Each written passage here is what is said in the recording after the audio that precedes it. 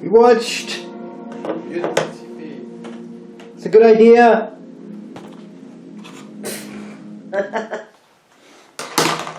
We watched a Meowy Halloween. Now look at this. Is that not amazing? At least I hope it is, because I have no idea. I'm not looking at the screen, so I don't know. It's kind of on there, I guess. It's like right beside me, like I'm some sort of news anchor. Anyway, it's the Jason Takes Manhattan poster with Jason's head replaced by a cat. It is amazing. We watched a Meowy Halloween. Boy, did we know. I have seen all of these, but you guys are going to have fresh takes. The plot was not as good as Meowy Christmas. No. I mean... It was a bit more disjointed and disconnected. Yeah, and the big, like... In Meowy Christmas, there was actually crimes being committed. There were actually people going around robbing neighborhoods. This was just a person making costumes for children. Wallace was the supernatural dog. That's true. Yeah. They were being haunted. Yeah, but that was like a side plot, though. There was haunting, and then their monster squad was going on off screen. Yeah. They were a bit more blatant with the references this time as well, but they really leaned into it. They were like, if I was going to see monsters like that, I'd make sure I bring the whole squad. That's a movie reference. Literally at one point.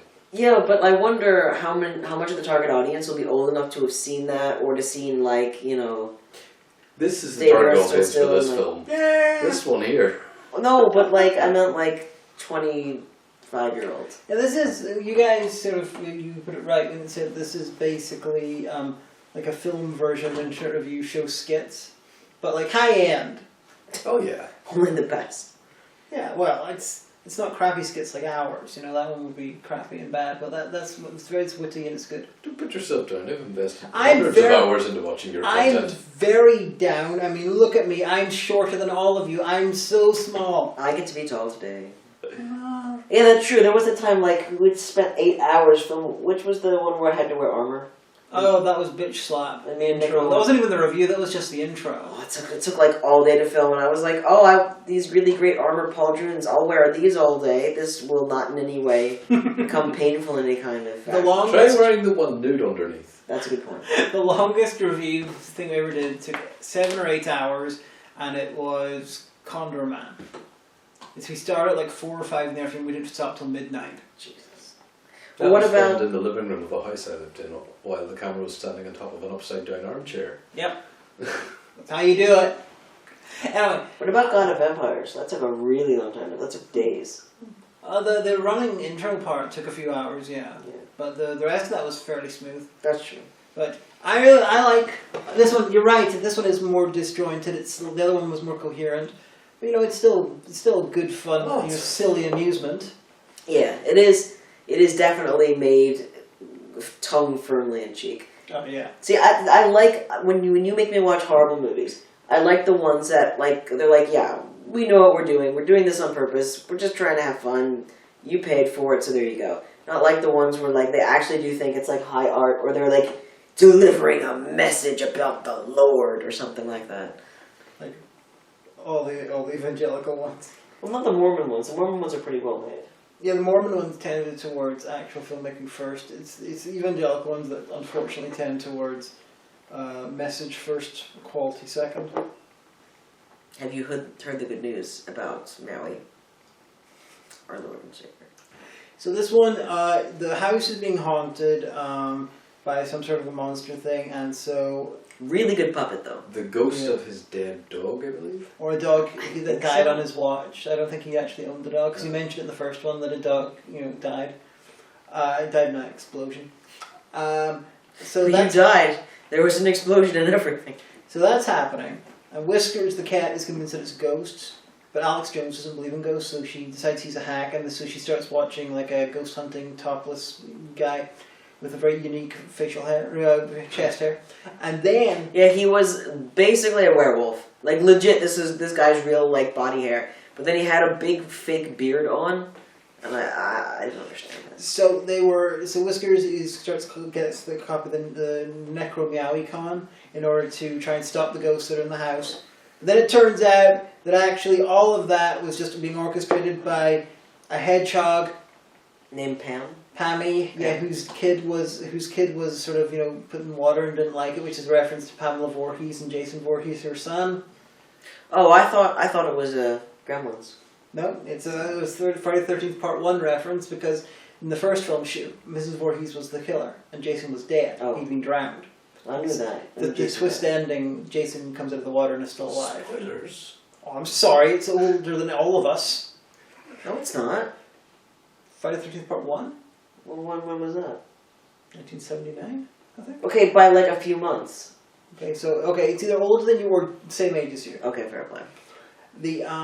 So then that all happens, but then it turns out like the ghost, this dog that died on the detective's watch is it's a ghost and it's angry, and so shit happens. Yeah. They should have done something based on Pet Sematary. Yeah, they could have worked some stuff in there.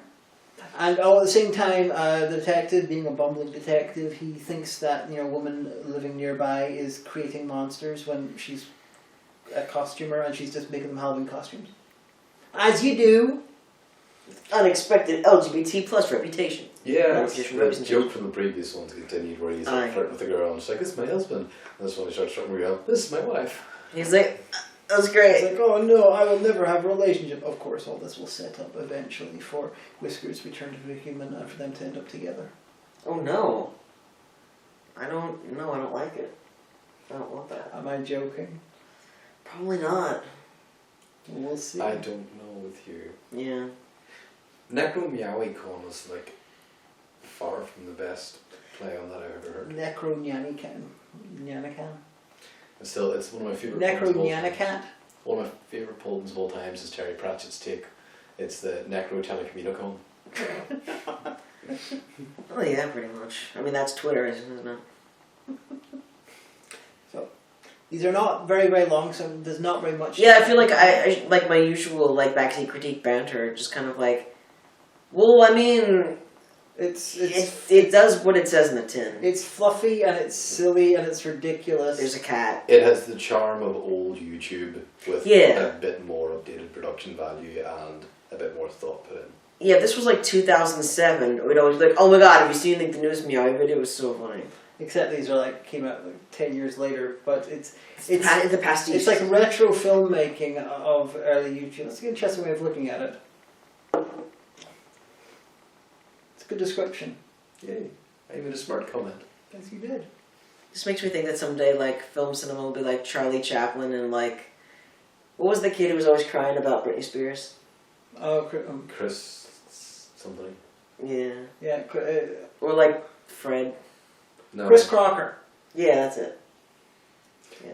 No, I'm it'll be afraid- Logan Paul and PewDiePie. No, that's too modern. I mean, like the wild and woolly days of the Wild West of YouTube. In 200 years' time, they'll be looking through the archives of human history, and people will be making set periods, like period dramas for the 2010s or whatever, and people will be running around in like 1800s dresses, and people will be running around like full tuxes, people going around like dressed as like influencers do with all of the glitz and glamour from like 10 years from now.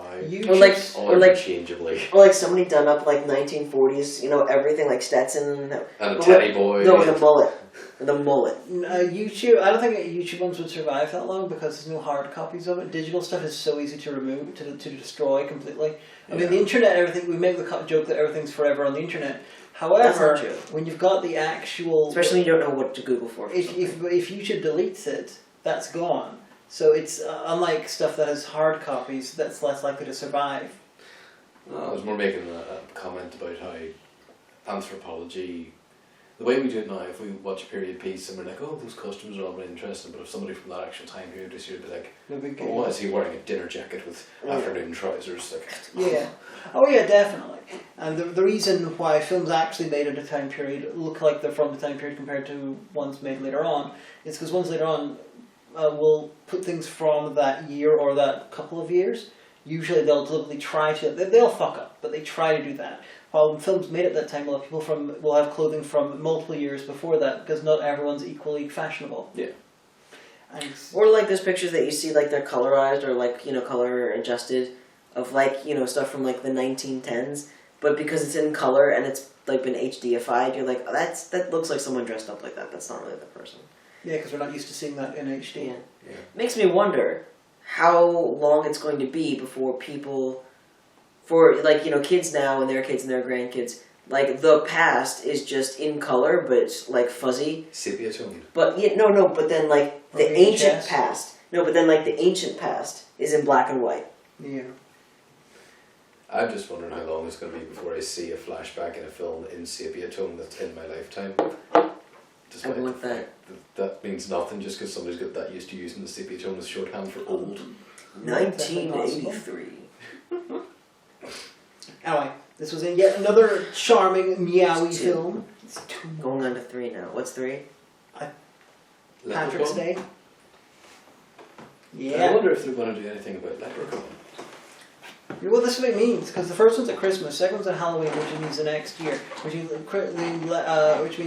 Leprechaun, Patrick's Day is then like March the year afterwards, and the last one's Christmas. So this all takes place over a 2-year period. If they'd ordered it slightly differently, they could have set it over a 1-year period. Think about it. That makes a lot of sense. There's no need to consider that. I agree. Okay. There's no Such further disrespect thought in your required. agreement. Okay. Yeah, that sounds great. Okay. I would argue that'll be a 3-year period, but I'm going by calendar year and you're not. I'm not paying attention to myself.